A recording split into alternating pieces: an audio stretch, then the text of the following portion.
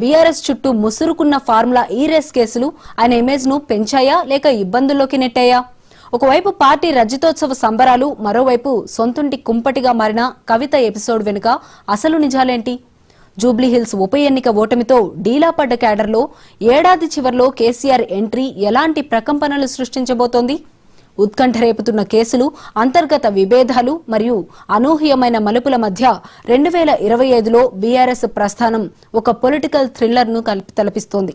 అసలు ఈ ఏడాది బీఆర్ఎస్ కు కలిసొచ్చిన రహస్యాంశాలేంటో మహాన్యూస్ పొలిటికల్ రౌండప్ లో చూద్దాం.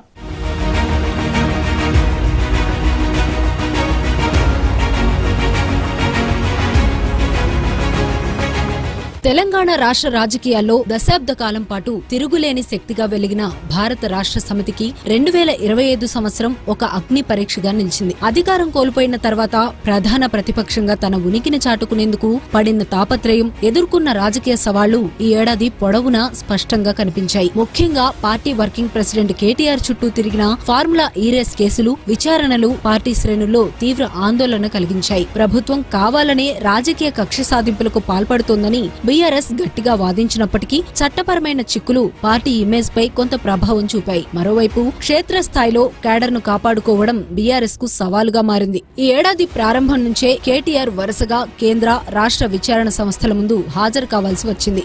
జనవరి 9న ఏసీబీ, జనవరి 16న ఈడీ విచారణకు హాజరైన కేటీఆర్ జూన్ మాసంలో మరోసారి ఏసీబీ ముందుకు వెళ్లారు. ఫార్ములా ఈ రేస్ నిర్వహణలో నిబంధనల ఉల్లంఘన జరిగిందన్న ఆరోపణలతో ప్రభుత్వం ప్రాసిక్యూషన్ కు అనుమతి ఇవ్వడం పార్టీకి పెద్ద షాక్ ఇచ్చింది. అయితే ఇవన్నీ కాంగ్రెస్ ప్రభుత్వం ఆడుతున్న రాజకీయ నాటకాలని, రాష్ట్ర అభివృద్ధిని అడ్డుకోవడమే వారి అసలు లక్ష్యమని బీఆర్ఎస్ నాయకత్వం గట్టిగా ఎదురుదాడి చేసింది. ఈ ఉత్కంఠభరిత పరిణామాల మధ్యే పార్టీ తన రాజకీయ వ్యూహాలను పదును పెట్టుకోవాల్సి వచ్చింది.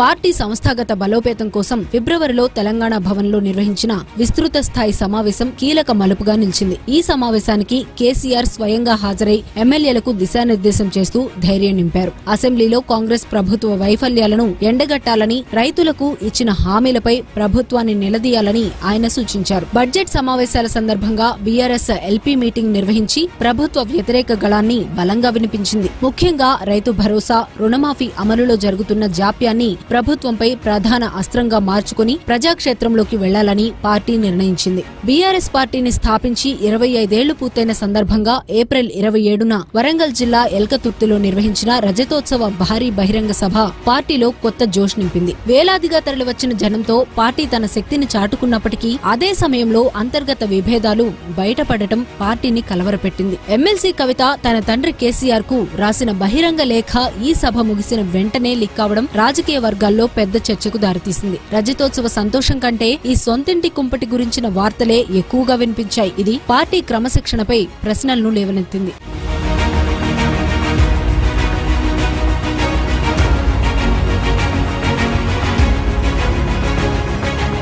రైతాంగ సమస్యలపై బీఆర్ఎస్ ఈ ఏడాది అంతా రాజీ లేని పోరాటం సాగించింది. రైతులకు కాంగ్రెస్ ఇచ్చిన హామీలపై ప్రభుత్వాన్ని నిలదీయడానికి చేవెళ్ల, గద్వాల, అచ్చెంపేట వంటి ప్రాంతాల్లో రైతు సభలను నిర్వహించారు. ఈ సభలకు కేటీఆర్ స్వయంగా హాజరై రైతుల్లో భరోసా నింపే ప్రయత్నం చేశారు. అకాల వర్షాల వల్ల నష్టపోయిన రైతులకు తక్షణమే పరిహారమివ్వాలని, ధాన్యం కొనుగోలు కేంద్రాలను యుద్ధ ప్రాతిపదికన తెరవాలని డిమాండ్ చేశారు. కాంగ్రెస్ ఇచ్చిన 6 గ్యారంటీలను ప్రజలు నమ్మి మోసపోయారని, సాగునీరు మరియు పెట్టుబడి సాయం అందక రైతులు ఇబ్బందులు పడుతున్నారని పెద్ద ఎత్తున ప్రచారం చేశారు. కాళేశ్వరం ప్రాజెక్టు నిర్మాణంపై కాంగ్రెస్ ప్రభుత్వం నియమించిన జస్టిస్ పీసీ ఘోష్ కమిషన్ విచారణ బీఆర్ఎస్ అగ్రనేతలను ఇబ్బంది పెట్టింది. జూన్ 11న కేసీఆర్, జూన్ 9న మాజీ మంత్రి హరీష్ రావు స్వయంగా విచారణకు హాజరై వివరణ ఇవ్వాల్సి వచ్చింది. ఈ ప్రాజెక్టులో అవినీతి జరిగిందని, విచారణను సీబీఐకు అప్పగిస్తామని సీఎం రేవంత్ రెడ్డి అసెంబ్లీలో ప్రకటించడం పార్టీకి సవాలుగా మారింది. అయితే కాళేశ్వరం ద్వారా లక్షల ఎకరాలకు సాగునీరు అందించిన విషయం రాష్ట్ర ప్రజలందరికీ తెలుసని, కేవలం కక్ష సాధింపు కోసమే ప్రభుత్వం విచారణల పేరుతో కాలయాపన చేస్తోందని బీఆర్ఎస్ ఎదురుదాడి చేసింది.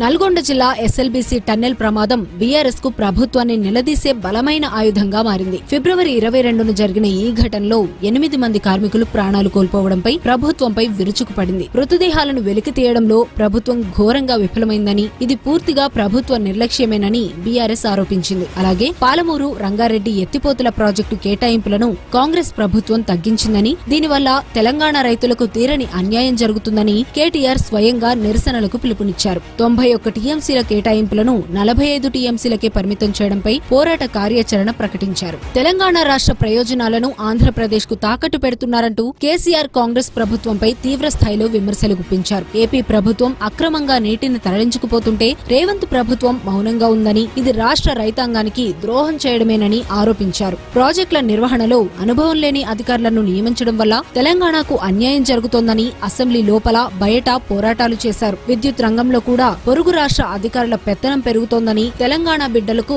ఉపాధి అవకాశాలు దక్కకుండా చేస్తున్నారని బీఆర్ఎస్ చేసిన ఆరోపణలు రాజకీయంగా చర్చకు దారితీశాయి.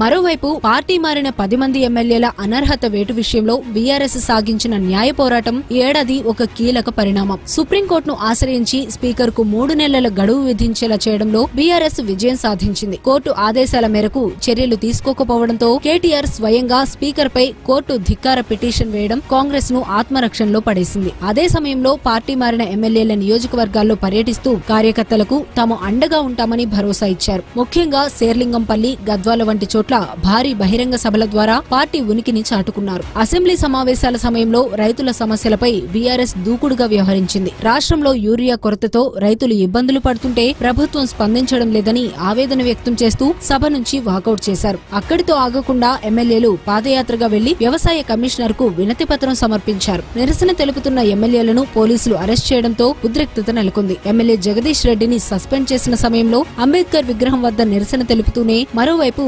సచివాలయాన్ని ముట్టడించే ప్రయత్నం చేయడం ద్వారా తమ నిరసన గళాన్ని బలంగా వినిపించారు.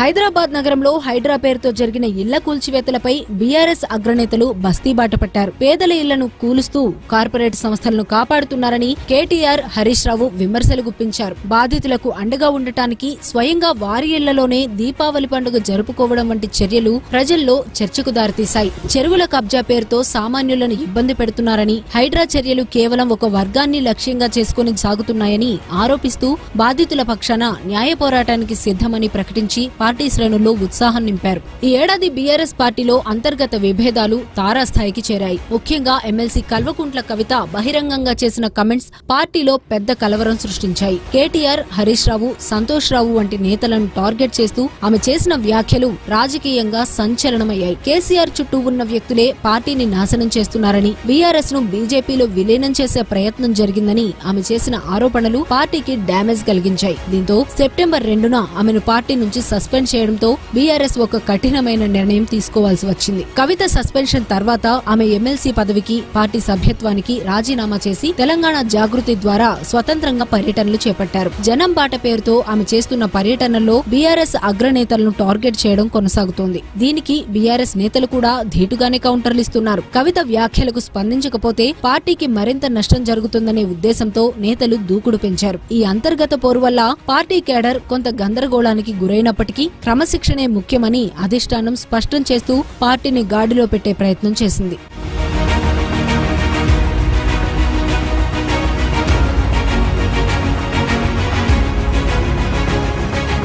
జూబ్లీహిల్స్ ఎమ్మెల్యే మాగంటి గోపీనాథ్ అకాల మరణం పార్టీకి ఒక ఎదురు దెబ్బగా మారింది. ఉప ఎన్నిక అనివార్యమైన నేపథ్యంలో మాగంటి సతీమణి సునీతను అభ్యర్థిగా ప్రకటించిన బీఆర్ఎస్ గెలుపు కోసం తీవ్రంగా శ్రమించింది. సానుభూతి పవనాలు తమను గట్టెక్కిస్తాయని, ప్రభుత్వ వ్యతిరేకత కలిసి వస్తుందని భావించినప్పటికీ ఫలితం మాత్రం నిరాశపరిచింది. నవంబర్ 14న వచ్చిన ఫలితాల్లో ఓటమి చవిచూడటంతో బీఆర్ఎస్ శ్రేణులు నిరుత్సాహానికి గురయ్యారు. పట్టణ ప్రాంతాల్లో కూడా పట్టు కోల్పోతున్నామా అన్న ఆందోళన పార్టీ నాయకత్వంలో మొదలైంది. ఇది అనేది ఆత్మ పరిశీలనకు దారితీసింది. 2025లో పార్టీ సంస్థాగత నిర్మాణంపై కేటీఆర్ ప్రత్యేక దృష్టి పెడతామని చెప్పినప్పటికీ వరుస కేసులు మరియు రాజకీయ పరిణామాల వల్ల అది పూర్తిగా సాధ్యం కాలేదు. పార్టీ ప్లేనరీ నిర్వహణ, నూతన అధ్యక్షుడి నియామకం, గ్రామ స్థాయి నుండి రాష్ట్ర స్థాయి వరకు కమిటీల ఏర్పాటు వంటి అంశాలు పెండింగ్ లో పడటంతో కేడర్లో కొంత అసంతృప్తి వ్యక్తమైంది. నాయకులు అందుబాటులో ఉండటం లేదని, క్షేత్రస్థాయిలో కార్యక్రమాలు లేవని కార్యకర్తలు భావిస్తున్న సమయంలో పార్టీ నాయకత్వం వారిని బుజ్జగించే ప్రయత్నం చేసింది. సంస్థాగత లోపాలను సరిదిద్దుకోకపోతే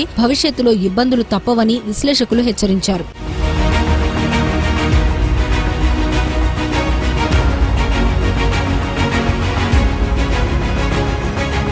హిల్ట్ పాలసీపై ప్రభుత్వం తీసుకున్న నిర్ణయాన్ని బీఆర్ఎస్ తీవ్రంగా తప్పుపట్టింది. రేవంత్ ప్రభుత్వం భారీ అవినీతికి తెరతీసిందని ఆరోపిస్తూ ప్యాక్స్ కమిటీని నియమించింది. పారిశ్రామిక వాడల్లో పర్యటించి వాస్తవాలను వెలికితీసే ప్రయత్నం చేసింది. ఇదే సమయంలో కేసీఆర్ ఆరోగ్యంపై కాంగ్రెస్ చేసిన తప్పుడు ప్రచారాలను పార్టీ నేతలు గట్టిగా తిప్పికొట్టారు. కేసీఆర్ సంపూర్ణ ఆరోగ్యంతో ఉన్నారని, తెలంగాణ ప్రజల కోసం ఆయన నిరంతరం ఆలోచిస్తున్నారని స్పష్టం చేశారు. రాజకీయ లబ్ధి కోసం ఒక నాయకుడి ఆరోగ్యంపై మాట్లాడటం కాంగ్రెస్ దిగజారుడుతనానికి నిదర్శనమని బీఆర్ఎస్ విమర్శలు గుప్పించింది. గ్రామ పంచాయతీ ఎన్నికల్లో బీఆర్ఎస్ సాధించిన ఫలితాలు పార్టీకి ఊహించని బూస్ట్నిచ్చాయి. అగ్రనేతలు నేరుగా ప్రచారం చేయకపోయినా స్థానిక నేతలు మరియు కార్యకర్తలు తమ సొంత బలంతో మెజారిటీ స్థానాలను గెలుచుకున్నారు. ఆశించిన దానికంటే ఎక్కువ స్థానాలు రావడం పార్టీ ఉనికిని చాటుకుంది. ముఖ్య నేతలు ప్రచారంలో పాల్గొని ఉంటే అధికార పార్టీ కంటే ఎక్కువ స్థానాలు గెలుచుకునే వాళ్ళమని పార్టీలో అంతర్గతంగా చర్చ జరిగింది. క్షేత్రస్థాయిలో కేడర్ ఇంకా బలంగానే ఉందని, సరైన నాయకత్వం అందిస్తే మళ్లీ పుంజుకోవడం సాధ్యమేనని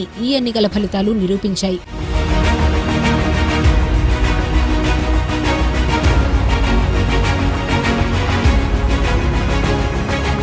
మరోవైపు విద్యాశాఖపై కాంగ్రెస్ నిర్లక్ష్యాన్ని బీఆర్ఎస్ ఎండగట్టింది. గురుకుల పాఠశాలలో విద్యార్థులకు సరైన వసతులు, భోజన అందకపోవడంతో వారు అస్వస్థతకు గురైన ఘటనలపై పెద్ద ఎత్తున నిరసనలు చేపట్టింది. విద్యాశాఖ మంత్రిగా సీఎం ఉన్నప్పటికీ విద్యార్థుల ప్రాణాలతో చెలగాటమాడుతున్నారని ఆరోపించింది. గత బీఆర్ఎస్ ప్రభుత్వంలో ప్రవేశపెట్టిన విద్య, ఆరోగ్య పథకాలను కాంగ్రెస్ కావాలనే నీరుగారుస్తోందని విమర్శించింది. ప్రజలు కాంగ్రెస్ హామీలను నమ్మి మోసపోయారని, మళ్లీ బీఆర్ఎస్ పాలన కావాలని కోరుకుంటున్నారని పార్టీ శ్రేణులు ప్రజల్లోకి వెళ్లి ప్రచారం చేశాయి. అధికారం కోల్పోయిన తర్వాత బీఆర్ఎస్ నాయకత్వం కార్యకర్తలకు దగ్గరయ్యే ప్రయత్నం చేసింది. కార్యకర్తలపై దాడులు జరిగినప్పుడు లేదా ఇబ్బందులు ఎదురైనప్పుడు కేటీఆర్, హరీష్ రావు నేరుగా వారి ఇళ్లకు వెళ్లి ధైర్యం చెప్పారు. ఈ ఏడాది చివరలో డిసెంబర్ 21న కేసీఆర్ బహిరంగంగా ప్రజల ముందుకు రావడం పార్టీలో సరికొత్త ఉత్సాహాన్ని నింపింది. ఆయన రాకతో క్యాడర్లో ఉన్న నిరాశ తొలగిపోయి రాబోయే ఎన్నికలకు సిద్ధం కావాలన్న కసి పెరిగింది. కేసీఆర్ తనదైన శైలిలో కాంగ్రెస్ ప్రభుత్వంపై విమర్శలు చేస్తూ పార్టీ శ్రేణులకు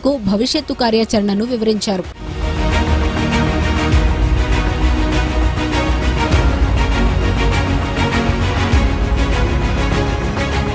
మొత్తంగా